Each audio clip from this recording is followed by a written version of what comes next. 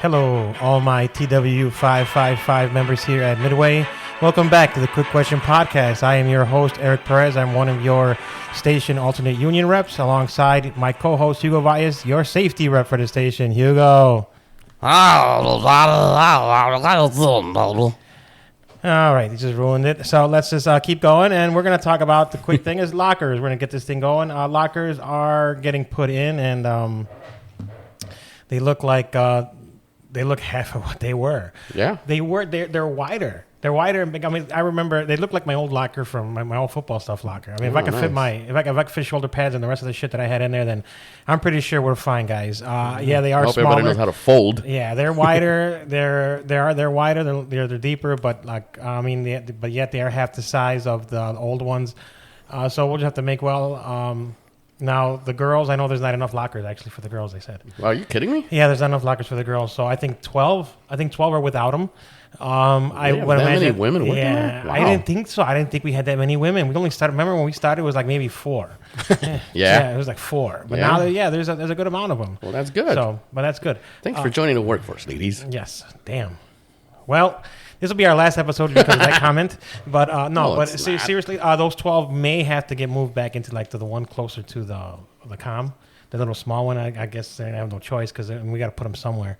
And it sucks that it has to be that way. But, everyone does get a locker, though, supposedly. Wow.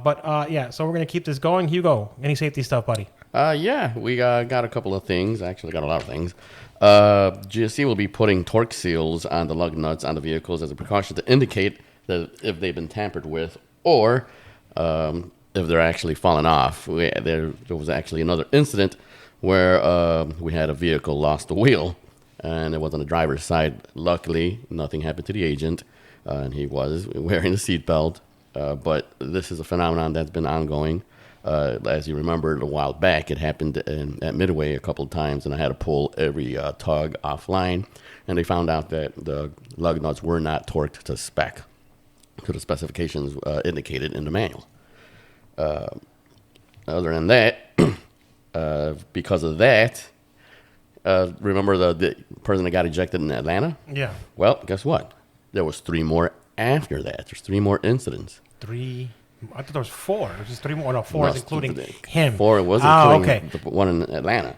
So I don't know what's going on, but guys, you got to put on your seatbelt.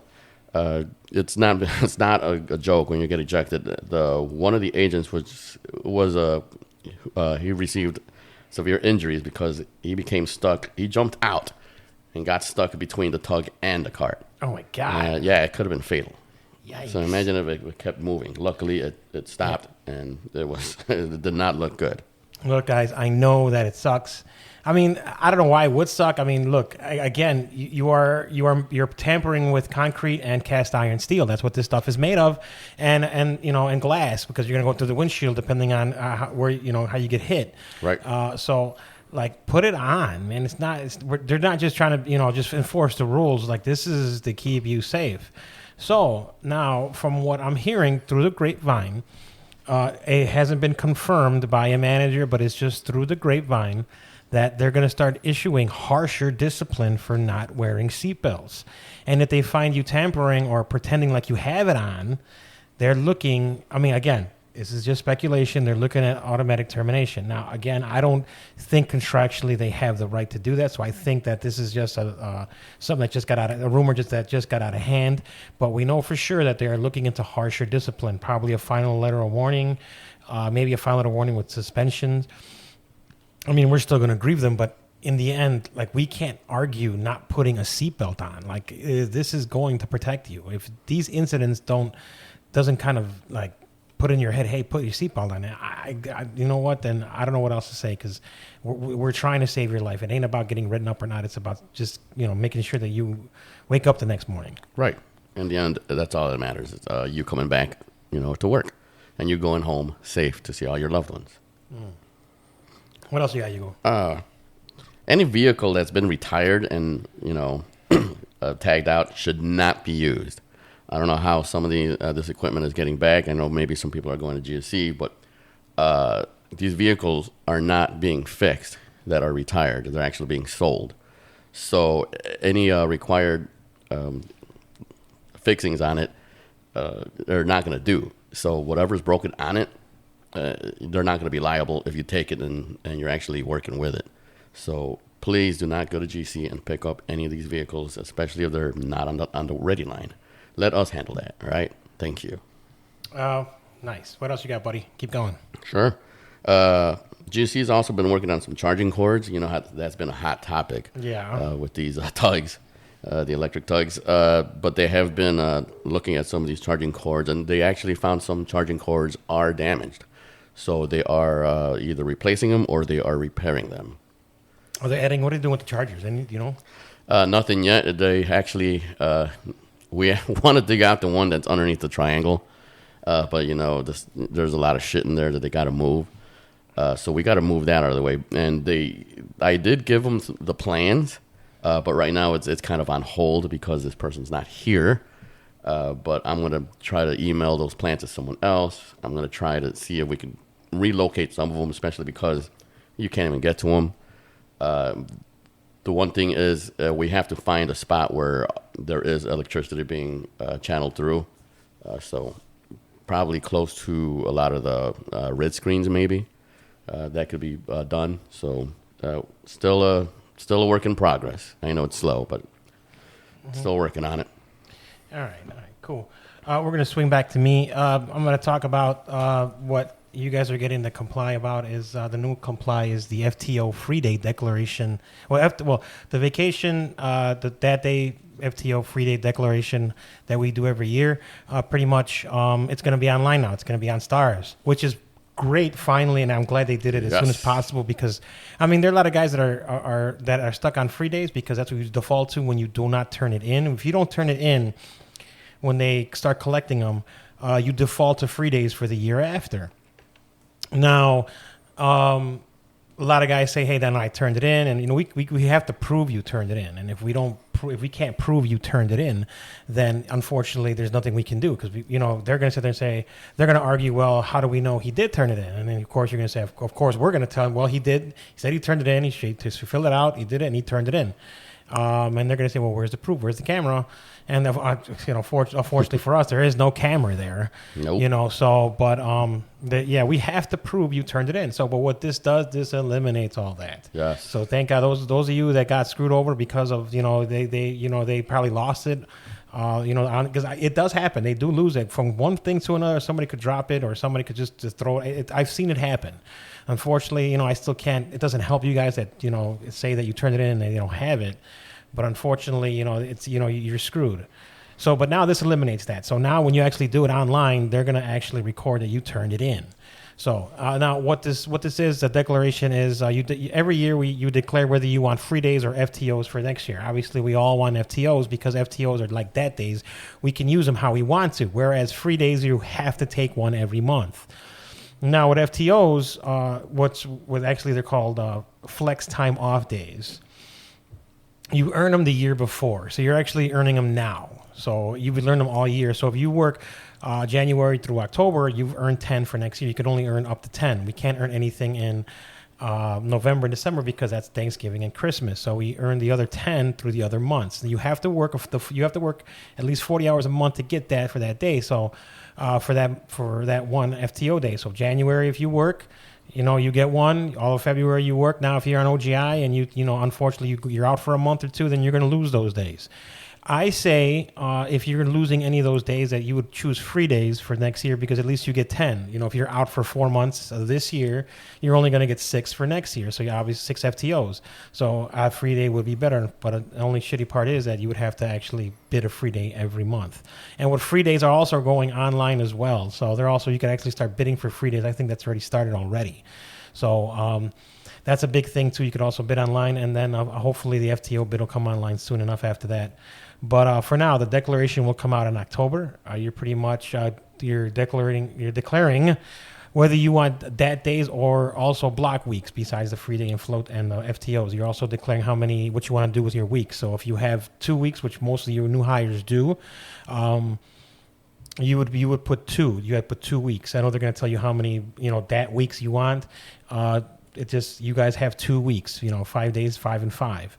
You choose whether to make it a block week, which nobody really does anymore. Block weeks means you block off a week ahead of time, a year ahead of time. I don't know about you guys, but I don't really set shit that far ahead.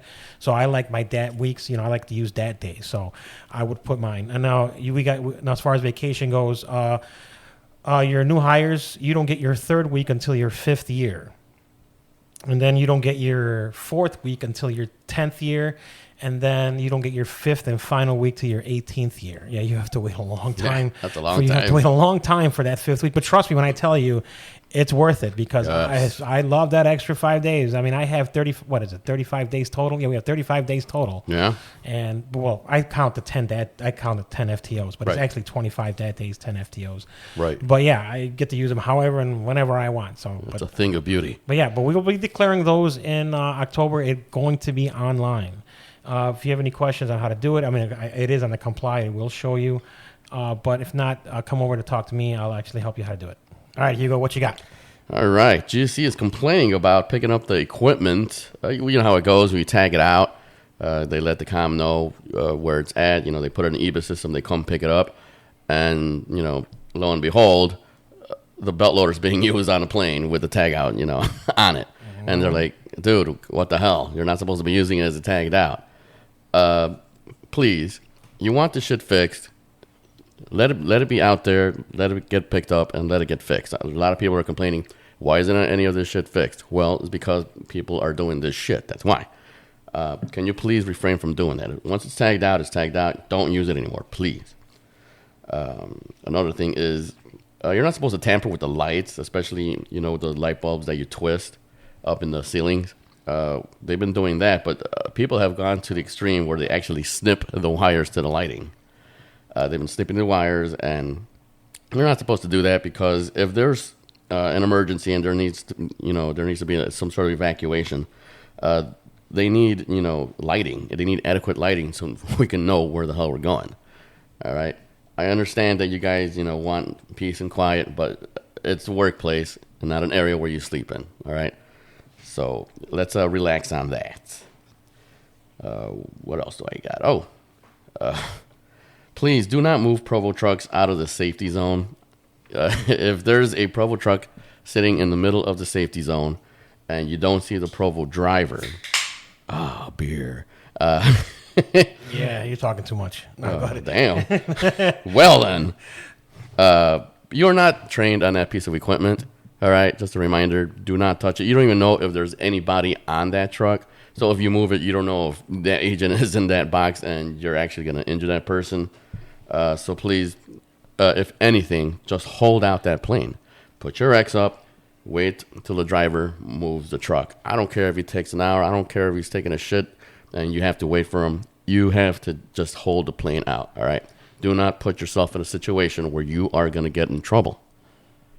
Yeah, you can get written up because we're not trained on that equipment. I mean, it's a truck, so I mean, as long as you want to drive it, I imagine. But still, they are in the right for not. We're not supposed to drive this. Just like I don't know if anybody knows, but Provo, only the soups are allowed to touch our equipment. The agents are not allowed to touch our equipment. They're not trained on it. Well, some of them were, but either way, a Provo is not supposed to touch our equipment. We are not supposed to touch theirs. Right, and a lot of Provo agents did start on the ramp, and even though they know a lot of the ramp stuff, they're not allowed to, to touch any belt loaders or tugs just because they're in the way. So it goes both ways. All right. Eric, what else you got? All right, so I'm going to go back to the lockers right quick because I completely forgot about this. But from what I'm hearing from the managers, once the lockers are put in, obviously they're going to assign the lockers by seniority. They didn't say where they're going to be the top, bottom, blah, blah, blah. We don't know. We won't know until they get them all in there. By the time you guys hear this, the ladies' lockers are already ready to go. They've been assigned. They're on the doors, but by the time you guys hear this, you guys will probably already know that. But the girls aren't finished yet. Unfortunately for the rest of us, they're not ready yet. Boo. But once they are, they're going to assign them, and we're allowed to put our stuff in. Unfortunately, if you see a zip tie on them, you can't put your stuff in there. You're not allowed. They're going to keep record, and you're not allowed. And here's the crazy part. I mean, this is what the manager said. I am not. I don't agree with it, but it's on them. If you do take that zip tie off, it's still considered damaging company property. Right. It's going to be considered that, and that's not good. They'll try to go for it, and I mean, you did take one of their zip ties off, and they have a good argument. I'm not saying it's going to win, but it's something that they can bring you in for. What happens afterwards, I mean, we don't know. We'll just need for that first person to be dumb enough to do something like that. But if you see a zip tie on the locker, do not take it off. If you're caught, or if you put your stuff in there and they find out it's yours, it's a whole other story. But again, stay away from doing that. Just once you're assigned the locker, get your locker in there, get your stuff in there, leave it alone. Leave the others alone. And then I'm gonna. Somebody was bringing up to me, wanted me to talk to you guys about driving in the yard. Now, driving in the yard, I'm a transfer driver. Right now I'm doing locals, but I love either one, whatever one I can get. Now, and I love driving through the yard. And the thing is, you guys have to slow down. For one, you have moving people. Guys are moving in and out of that yard. The guys actually work the yard. They're moving in and out. And if you're driving through there pretty fast, you won't know if they're coming out between those carts, and you're going to hurt somebody, man. And again, I do not. I mean, again, I would hate to be responsible for somebody not being able to, feed their family or work because something stupid that I did. That's why I drive as slow as I can. Watch especially when you turn the corner to where the random, where the later, the later. Flights are, when they have the 6 o'clock, 7. Well, now, if they're 4 or 5 hours away, they have those carts for those times. Yeah, the later banks. Yeah, the later banks, and those, when you swing around there, that's what you also got to watch out for. Again, be very, very cautious on how you drive in that yard. It's a small space, and there are a lot of people moving around, and you could really hurt somebody. So please be careful. Yeah, I would reduce it from walking speed to crawling speed almost, because there's a lot of pedestrians out there, like you said, and it is a tight area. So. Yeah, and that goes for the cold bag guys in there too. I mean, just because I get it, you guys got to get those carts in and out of there, and you guys got to move around. But again, you have to watch out for everybody else that's in there, because again, you don't know what people are going to do. You don't know if they're going to go from one way to the other. 1 minute, in 1 second, one guy's there, and the other second he's not, and you don't know where he went. And next thing you know, if you're careless, you're going to hit somebody. Yikes. So please be careful. Hugo, what you got? I got a couple more things. Bravo 23 and 25 are still going to be closed until the apron is complete. They are going to be restriped as well. And they're also going to move the VSR back to its old place, I believe. They haven't given me a timeline on that yet. They're thinking they still might do Bravo 8 through Bravo 14, I think it was. No, I thought it was B8, B10, and A1. That's what. Oh, yeah, I'm sorry, you're right. That little corner area right there. Yeah. And they're gonna move the yard to where we don't know, Bravo 16 again, or I've been suggesting the island. That'll be a good one, but the only reason why I like B16 is because the guys are right there by the yard. True. Yeah, so they get in the cold and in the heat. It's a very good, easy place to go to. I guess you're right. Yeah, that's why I kind of. I was just thinking more of a space, but you're right. At B16, it was doing just fine. They had enough time. They had enough space to put us through there. Just slow down. Just gotta watch out for the carts too. The cart placement don't go far beyond where it's supposed. 20 feet from the zipper line. Yeah. Because that's where all the traffic goes, and sometimes you can't see the people or traffic coming out of Bravo 18. So. And the last but not least, unfortunately, Midway has sustained their 5th aircraft damage over the weekend. Well, there goes our Station of the Year this year. Yeah, no party, guys, next year. That goes out the window. Anyway, the silver lining, as I can see, is at least it was not, caused by the ramp. But it comes to show that we all got to be careful. It happened off the ramp. It was actually around the provisioning area right by the hangar area where aircraft maintenance work. I actually went out there and tried to help them out. I put the cones out with the flags. Maybe that'll help. I don't know what actually did happen. I don't know the case, but they did ask that, we put those out there. I went there and I put them out there. So hopefully we won't see any more aircraft damage on their part. I guess we're supposed to have 6, so we're still 1 under par. So we're almost there. Almost. Take it. But anyway, just be careful out there, guys. Belt loaders when you're creeping up to it. Make sure you make your double stops, all that stuff. Make sure you back up the belt loader. You don't turn it. There's been mistakes where people have turned into the engine, or people drag carts into the engine with the belt loader. So just be careful out there. So and that's it for that. All right. What else you got? That's it? That's it for me, buddy. All right. I got a couple things left. Okay. So, again, there's a rise again in fake doctor notes. You guys got to stop, man. Stop. I guess they don't believe you. No, I guess they're going to start checking them all. Not all of them, but like they're with so many that are coming in, they're really going to check them all. You know, I mean, at least that's what I'm assuming, because like 5 guys got termed in a week. Wow. It was like a week ago or 2 weeks ago. People are getting terminated. You're getting termed. You know, they'll give you the option to resign, but you're done. You're done. Yeah, there's nothing I can tell you. There's nothing I can do for you. You can't falsify doctors' He notes. said it's real. Sure, that's what they're gonna take my word for it. No, they're going to once they call that place, and the place like, I don't know who you're talking about. You know, we don't have him. Or they call and they say, you know, hi, this is Jules. How you doing? Oh boy. You know, I'm like, okay, cool, but you're gonna get termed for it. So guys, you have to stop. No punch letters. We're getting a lot of no punch letters for people that are on the overnight, that have an overnight shift and they go into their next shift or the morning shift, whether you're overnights or whether you're mornings and you picked up an overnight. But if it connects to a morning shift, they're giving out no punches out. Now, we've been trying for a long time now, and they're just not fixing it. I guess they don't know what the problems are or whatever. For some reason, the system doesn't recognize you punching out because it doesn't understand that you're still on the clock for the next day.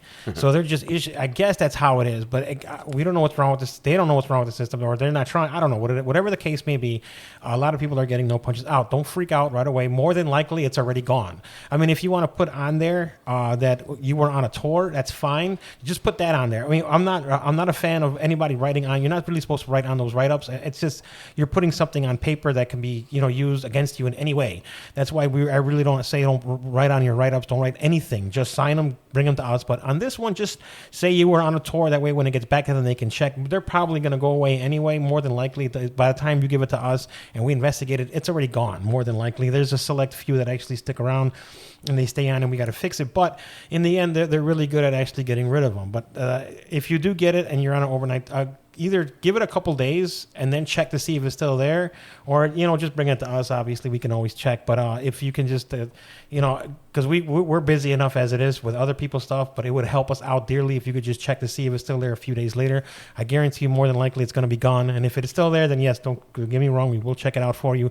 But to help us alleviate some of the people that are coming in and they're already gone by the time we check it, just check your stuff a few days later, see if it's still there. And then people are getting pissed off because of the no punch and the okay. Now people are saying, well, there's some times where you don't get the okay and you're clocking out. Just keep going until you get the no punch letter for it. Then bring it to us. If they give it to you at the punch in, now I've been getting a few guys that actually, when you get a no punch in and not no punch in, but when you're punching in and it gives you the okay, you're supposed to hit. You're not supposed. I don't know. I actually think there's no reason why you should hit it. But if you do get a no punch for it because you forgot to hit the okay, bring it to us. I'm pretty sure they'll be able to take it. They take care of that because initially they're not supposed to be giving us that option when we're clocking in. So bring it to us if that ever happens to you, or any kind of no punch letter. Don't remember if there is a time where you think you did punch and they gave you a no punch letter, we can always look at the cameras. The cameras are pretty good. We can speed it up, we can slow it down, we can zoom in, we can zoom out. The cameras are pretty good. So just let us know. Unless you're at the freight house, for some reason, guys are bringing us from the freight house, and unfortunately, no angle there. There's no angle. You can see him going in, and then they have the argument. Well, how do we know he forgot the clock and he just kept going? And it's a mess. It's a mess when it comes to cargo. But yeah, they should really fix that though. It's pretty good. But other than that, if you guys did punch and you guys think you punched and they give you no punch letter, please bring it to us. We'll check it out for you. But that's it. That's it for me. Hugo? Oh, yeah, that's it. That's it for me? All right, that's it for you, Hugo. All right, cool. For me, that's it for you. That's awesome. So, actually, Hugo, that does remind me about my doctor's notes signed by Dr. Kevorkian, and I have to throw those out. Oh, Jesus Christ. Just shut up next time. How about that? Sure. How about, all right, so Hugo. Yes. Give us a movie give me a movie TV show these guys can watch while they're waiting for their flight. I actually have not been watching a lot of shows. I'm a Star Trek geek, so I have been watching Strange New Worlds. But a movie that I did revisit is Hidden Figures. I don't know if you guys ever watched that. It's pretty interesting about the ladies who helped out NASA with the numbers and stuff. And of course, it was back in the era where it was kind of hard, being a person of color and actually succeeding and stuff. So it was a good movie. Eric, how about you? Let's see. I haven't really watched much neither, but right now it is. We are going into September, and you know what that means. That means scary movie months. I'm big I was thinking on horror Oktoberfest. movies. I don't know about you. I know we all are thinking Oktoberfest, but when it comes to movies, we want to watch scary movies. Right now, I'm getting ready to watch the fourth Conjuring, so I'm watching the rest. Yesterday, I watched The Conjuring 3. The Devil Made Me Do It. So. What these Conjurings are about? Pretty much, they follow Ed and Lorraine Warren's cases that they had back in the day. They're investigators and demonologists that go around and try to help people that are saying their loved ones are possessed, and they go in there and figure it out whether they are or not. And if they are, they pretty much try to help to get the demon out. The first one was really good. The second one was really good. The Devil Made Me Do It. I didn't really. I liked it, but I didn't like it too much because in the first two, it's actually a demon who actually is free. It possesses a soul. Where in the third one, it's actually somebody controlling. Somebody to control the person to do what they got to do. And it was good. It was good, but I just liked 1 and 2 because it was like they were trying to figure out how and what the demon is and what are they doing and what's going on and how they can find to help the family. Whereas the third one is just they're trying to figure the person that's actually summoning the demons. But I still liked it. It's good if you guys can check it out. And of course, I can't wait for the fourth one. I already got tickets for it, and I can't wait to see it. It looks good so far. But that's it. Hugo, nothing else? And that is it for us, man. All right, guys. Again, like us, subscribe to us, talk to people, let us know, spread the word, please. We would like to see everybody tune in. But again, thanks again for listening to the Quick Question Podcast. I'm your host, Eric Perez, alongside my co-host, Hugo Valles. Hugo. All right, everybody, as always, stay safe out there, and we are signing off.